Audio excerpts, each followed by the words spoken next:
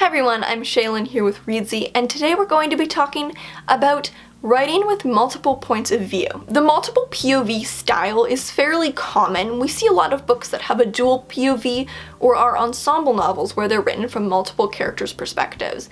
This can be done with multiple first-person narrators, it can be done with multiple third-person limited narrators, and it can be quite a powerful tool in a lot of books. It creates a very different feel than just having one narrator. However, there are a lot of inherent difficulties. Every time you add a point of view, you're just exponentially multiplying how complex this novel is. You're adding so many more characters that you have to juggle. It can be more complicated just to keep the basics of clarity going on. So today I'm going to break down different elements of writing with multiple point of views and talk about how to do it well, because it can be fairly tricky, but it's not something that has to be shied away from, even though it's difficult, if you think it's what's best for your book. So let's start by talking about differentiating voice. I wanted to start with this topic because it seems to be one of the biggest topics surrounding this topic. When people talk about multiple point of views, they often talk about differentiating voice, and that's because it can be really difficult, quite simply. It can be really hard to craft different voices for so many different characters. When you're just writing in one point of view, you want that voice to be strong. That voice isn't being compared next to any other voice. So if you're using your own natural voice as a writer more so, it's not really going to be so glaring. As soon as you have two point of views in there, we're directly comparing them. And it can be really confusing if they have the same voice, and it also just feels so unnatural because two people aren't going to think in the same way. And then as soon as you add a third, then suddenly there's a third person who also has to sound just as different from the other two. So every point of view you add, you're going to have to differentiate with a voice. And the goal here, the ultimate goal, is that the reader could start reading and know exactly whose point of view they're in without the chapters being labeled. If the voices are too similar, oftentimes it runs into confusion where readers will lose track of who's speaking, and we really don't want that. That can be one of the most difficult aspects of using multiple point of views. So consider the intricacies of how your character speaks, the vernacular and vocabulary that they use, their sentence structure, their tone, you know? If you have a character with a lighter tone, a more serious tone, a more humorous tone, a more sarcastic tone, a more formal tone, the tone can be really important, matching the tone of the voice to the character's personality. The types of details and imagery that you use, if you have characters who are in different locations, really use that, really bring their worlds alive so that as soon as the reader is dropped into that imagery, they know which world they're in. Again, that's another reason why it can be so complicated, because suddenly you have to world build a different world for all these different characters. If you're writing in third person, the more distant the narrator is, the more similar the characters' voices may be. So if you have a distant narrator who's really kind of observing the characters and maybe has some access to their thought, then the voices might be more similar. But if you're writing in a really close third person or in first person, that's when it's really important that there's clear distinction between the characters' voices. Some authors even go very extreme with this, you know, they really lean into that voiciness. Some authors might choose to not use correct punctuation, spell words incorrectly, have very simple sentence structure to reflect this character's background.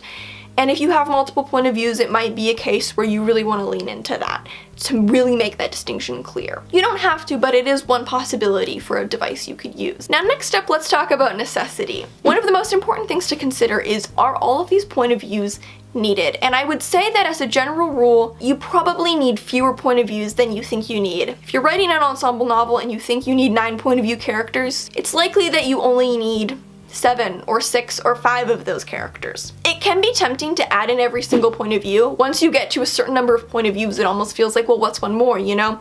This character seems cool, I want them to be a point of view character. Remember that level of complexity you're adding to your book, and even though that might be really fun to write, it does add a level of difficulty to the reader's experience. We don't want to overcrowd the reading experience too much. Good reasons to include a point of view are, their perspective adds something new and important that can't be achieved from another character's perspective. It's their story, and they're going to undergo a key change that's central to the main ideas of what the plot is. And the intersections of various plot arcs are key to telling this story. Now, what are some bad ideas to include a point of view? For one, the character is interesting or cool. Now, of course, we want our point of view characters to be interesting and cool, but it's not a good idea to have a point of view for this character just because they're interesting or cool. They can be interesting and cool as a side character. It doesn't necessarily mean they need a point of view. Number 2, there are a few scenes that can't be shown from anyone else's perspective. Now, if you have a whole aspect of the world that can only be shown from this character's perspective, that might be a good reason to give them a point of view. However, if there's just 1 or 2 scenes that can't be from anyone else's point of view, it's usually not worth giving a whole point of view to an entirely different character just for one of these scenes. It's probably better to do some problem solving and see if you can give that scene to someone else, or see if your book can go without that scene. And number 3, it makes the book more complex. Of course, if you add another point of view, it will make the book more complex. Complexity shouldn't be the ultimate goal. It should kind of just be a result of the story that you want to tell. If your ultimate goal is just, I want to create a complex story, try to do that with point of views you actually need rather than supplemental point of views that you don't necessarily need. The rule in the end is this their story? If it is their story, they might deserve a point of view. If it's not their story, they probably don't. And the story doesn't have to only be one person's story. That's kind of the beauty of an ensemble novel, is because it can really show that stories don't just belong to one single person. If it is their story, if they're gonna grow and they're gonna change and have an arc, and it's their story, then give them a point of view. Whose story it is usually the character and set of characters the conflict revolves around, who is affected most by the conflict, and who changes. These are kind of the qualities that make up who the story belongs to. So next up, let's talk a little bit about scope, because of course, every time you add in a point of view, you're going to really drastically increase the scope of the story. The wider the scope of your story just conceptually, the more point of views you might need to cover it. I think Game of Thrones is probably the ultimate example of this. Game of Thrones has a massive scope, and that's why there are a lot of point of view characters. And of course, we add point of view characters as the series goes on because the scope only continues to grow. Compare that to kind of just your standard book with one narrator. The scope there is very different. The scope is much more focused and narrow. The goal of the book is really to zero in on this single person story. Whereas in Game of Thrones, it's very hard to ask the question, whose story is this, and answer it with one single character. That's really the goal. If you have an ensemble novel and you can answer the question, whose story is it, with one character, then it probably doesn't need to be an ensemble novel. But if conceptually what the story is something with a very big scope, then it probably needs the multiple point of views to cover that. So now let's talk about one of the most kind of fun parts of having multiple point of views, and that's the back and forth and the intersection between these point of views. It's very important if you have multiple point of views to consider how they're going to intersect, at what points they're going to intersect, and how they're going to affect each other. Because if you've got 5 different characters all telling their own story in the same book and they never affect each other, that's not 5 point of views, that's just 5 separate novels. Even if the characters are very distant from each other geographically and they don't meet, the reader should still be able to pick up on visible points where the characters affect each other through some kind of ripple effect. Most of the time, if you have multiple perspectives and the characters don't know each other from the start, we want to see some kind of convergence to a point where everyone's going to meet, or at least, you know, have different important characters converging and meeting at different points. Typically, in an ensemble kind of novel, we either have everyone together at the start, converging and then coming back at the end, or we have everyone starting separate, converging towards an end point where all the perspectives meet. Think about those convergence points. Where in the story do you want different storylines to cross, and how so? Those are things that readers get really excited about. That's kind of one of the great effects of having multiple perspectives leading up to those moments when these characters are going to meet, when their storylines are going to cross. That's very exciting for readers when they get invested in characters and then these characters start moving towards each other. So you can really play with that and use that to your advantage, because it is a great quality of this kind of setup. Now let's talk about the effect. What effect do you want to have with this kind of structure? Because of course, that's part of the reason why you're using multiple point of views, because you have a desired effect that only this kind of setup can achieve. You know, there's a different effect created from having one narrator to having 2 narrators to having 5 narrators. So what effect do you want to have? Of course, scope is one of them, but is there anything else you're aiming to achieve? Do you want to explore any kind of thematic parallels across the different storylines, or even reveal character by showing parallel situations that kind of mirror each other and kind of in conversation with each other? Are you building to some kind of reveal? Is there some kind of grand puzzle of information where the reader gets all the pieces but the characters only kind of have one piece each? This is something really important to consider when you're laying out who your point of view characters are going to be, probably in the book's planning stage, because you want to ask yourself, what's the purpose? What do I actually want to do with this? What do I want the reader's experience to be through having all these characters? And finally, let's talk about clarity, because clarity is one of the biggest struggles when you're using multiple point of views. The book is complicated. Quite simply, it's a complicated setup to have so many perspectives. Inherently, the more point of views you add, the more you risk clarity issues, so it's something you have to be very careful with. You can also run into a lot of logic problems. You're dealing with a lot of people's storylines and a lot of information. It can be really hard to get timelines to line up, so you have to be very careful with how you handle things like timelines. I mentioned Game of Thrones earlier, and I think it's a great example because a lot of people have picked apart the TV show for things like geography not making sense anymore, you know?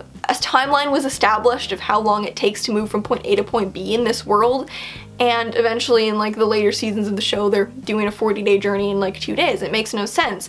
These are the kind of issues that arise when you have multiple point of views, because now character A has to stay consistent with all of the information that was established in character E's world. Even if they started in different points, everything has to align. It's also very important to keep track of clarity of information and what every character knows. If you're only in one person's head, you know what that person knows, and we don't know what all the other people know. Suddenly, we have to keep track of what all of these different people know, where they're at in terms of understanding the grand scheme of things. What different characters know can have a huge effect on how things play out, because that affects their decision making.